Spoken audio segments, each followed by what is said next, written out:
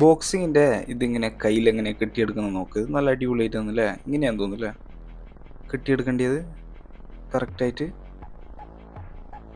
അടിപൊളിയായിട്ടാണ് കെട്ടിയെടുക്കുന്നത്. ഇതേപോലെ കെട്ടണം തോന്നുന്നു. നല്ല കറക്റ്റായിട്ട് നിൽക്കുള്ളൂ എന്ന് തോന്നുന്നു. ഇല്ലെങ്കിൽ അതങ്ങ് ഇതായി പോകുന്നത്, ലൂസായി പോകും തോന്നുന്നു. ഇതേപോലെ മടക്കി മടക്കി ലാസ്റ്റിൽ കറക്റ്റായിട്ട് ഇതേപോലെ രണ്ട് സൈഡിൽ കെട്ടണം. ഈ വിരലുകളെ ഉള്ളിൽ കൂടെ കെട്ടിയെടുക്കണം തോന്നുന്നു. നല്ല അടിപൊളിയായിട്ടാണ് കെട്ടിയെടുക്കുന്നത്.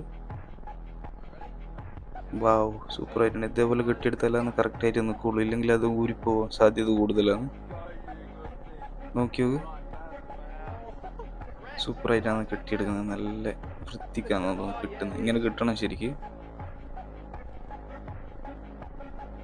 കുറേ പണിയുണ്ട്. അത് ഇതേപോലെ ചുറ്റിയെടുക്കുന്നതാണ്. പിന്നെ നല്ല അടിപൊളിയായിട്ടാണ് കെട്ടിയെടുക്കുന്നത്. അല്ലേ,